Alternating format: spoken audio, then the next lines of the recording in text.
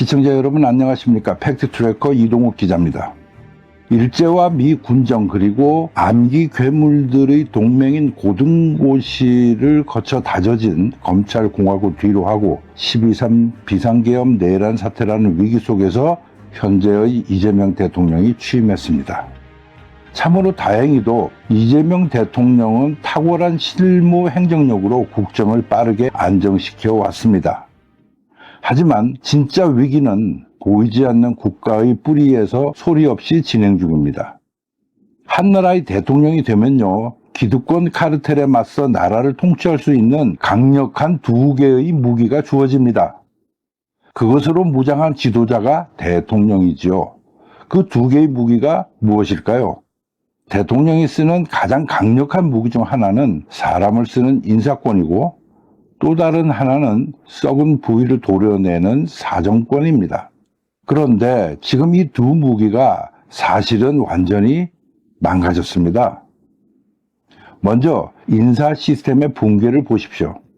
현재 국방부 장관인 안규백은 아주 치명적인 전력을 가졌습니다. 대한민국 국방의 수장이 돼서 육군사관학교와 방첩사를 개혁하겠다고 칼을 휘두르고 있는 이 황당한 비극. 이것이 바로 인사검증 시스템이 완전히 마비되었다는 가장 생생한 증거입니다. 여기다가 사정권의 실태는 더 심각합니다. 집권 여당은 검찰을 개혁하겠다며 보안 수사권을 무작정 뺏는 데만 혈안이 되어 있습니다. 그 결과 국정원의 대공 수사권은 껍데기만 남았고 군 방첩사령부도 손발이 묶였으며 검찰마저 이빨 빠진 호랑이가 되었죠. 과거 같으면 국정원과 방첩사령부 그리고 검찰의 각기 다른 정보들이 올라와서 교차 검증 끝에 판단을 할 수 있었습니다. 하나 지금은 이 시스템이 붕괴된 겁니다. 나라의 사정기능과 정보망이 통째로 공중분해되면서 대한민국은 현재 사상 초유의 정보 공백이라는 아주 무서운 진공 상태에 빠져들고 있는 겁니다. 적들의 간첩 활동을 감시할 눈도 멀어버렸고 내부의 장관 검증 실패나 경의 수사 비위를 도려낼 칼잡이 손조차 묶어버린 겁니다. 검찰의 권력을 빼앗겠다고 지른 불이 역설적으로는 국가의 안보망 전체를 홀랑 태워버리는 이 거대한 재앙이 되어 돌아오고 있는 중입니다. 소리 없는 안보 무장 해제 위기를 지금 현재 어느 누구도 경고하지 않고 있습니다. 대한민국에도 이진관 판사나 정재은 검사처럼 묵묵히 법과 양심을 지키는 훌륭한 법조인들이 분명 있습니다. 그런데 왜 우리는 뉴스에서 늘 비대 판사 같은 상식 밖의 판결이나 박상용 검사 같은 억지 수사만을 마주해야 할까요? 제가 최근에 대한민국의 사법 설계와 법조인들의 생리를 다룬 책들을 몇 권 찾아 읽다가 여러분께 소개해드리고자 합니다. 소름 끼칠 정도로 명확한 정답들이 이 책들 속에 있기 때문입니다.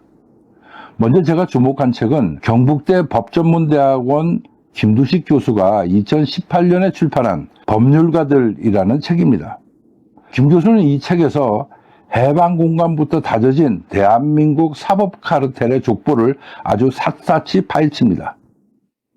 여기에 보면 일제 때부터 이어져 온 사법기술자 집단들은 자신들의 성역을 지키기 위해서 인사고과라는 아주 정교한 칼을 쓴다고 설명하고 있습니다. 조직의 명령에 고분고분하지 않거나 영혼이 있는 판검사가 나타난다면 이 카르텔들은 그런 판사나 검사들에게 지방으로 뺑뺑이를 돌리는 인사도태 시스템을 가동합니다. 결국 견디다 못해 옷을 벗게 만드는 제도적인 킬링 시스템을 이미 가동하고 있다는 것이 팩트죠. 그렇다면 왜 조일의 대법원장처럼 상식과 동떨어진 판결을 하는 인물들이 대법관이 되고 승승장구하는 걸까요? 그 해답은 한동대 법학부 이국은 교수가 2012년에 펴낸 법률가의 탄생이라는 책과 건국대 법전문대학원 한상희 교수의 연구소인 사법개혁의 정치사회학이라는 논문에 아주 적나라하게 실려 있습니다.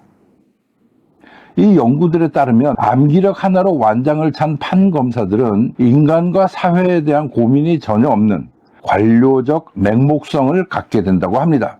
익히 우리가 예측했던 대로죠. 최근에 우리가 체험하고 있는 선거관리위원회의 그 황당한 일들을 생각하시면 정확히 맞아 들어갈 것입니다. 이들은 오직 법전을 기계적으로만 해석해서 정권과 조직 수뇌부가 원하는 결과를 찰떡같이 배달해 주는데 이골이 난 선수들입니다. 여중생을 성폭행한 자를 사랑으로 포장해 주든, 대선 여론조사를 공짜로 받아먹은 자에게 무죄를 주든, 이 선수들에게는 중요한 것은 국민의 상식이 아니라 자신들의 승진 코스와 평정표를 다루는 사람의 의중일 뿐입니다. 그걸 주관하는 윗선의 입맛에 법 해석을 맞추는 선수들인 것이지요. 조직에 맹목적으로 순종하고 권력의 가려운 곳을 긁어준 대가로 이들은 대법원장 자리에 오르고 검찰 수뇌부를 독식하는 겁니다. 조희대 대법원장 같은 분들의 특기가 바로 법조문을 원하는 대로 해석해내는 기발한 재주인 것이죠. 음악에서는 하나의 곡을 악보대로 정확히 연주하는 것을 클래식 연주라고 합니다. 대신 악보를 벗어나서 조화롭지만 애드리브로 변주하는 그런 연주법을 재즈라고 하죠. 그렇습니다. 우리 사법부와 행정부에 출세하는 판검사들은 법전 해석을 클래시컬하게 하는 것이 아니고 재즈로 연주하는 겁니다. 그러면서 겉으로는 가장 클래식한 척 하는 거죠. 고고한 법복을 걸친 채 말입니다. 이 책들을 읽으며 제가 내린 확실한 결론이자 방향은 이겁니다. 검찰을 개혁하겠다며 칼을 쥔 이재명 정부조차 법무부의 인사임용 제도와 인사평정의 판을 통째로 갈아엎지 못한다면 결국은 껍데기만 바뀐 또 다른 암기 괴물들에게 대한민국의 안보와 정의를 갖다 바치는 이 끔찍한 악순환을 결코 끊어낼 수 없다는 사실입니다. 소관부처는 판사의 임용과 평정은 사법부 법원행정처에서 하고 검사의 임용과 평정은 법무부 검찰국에서 하죠.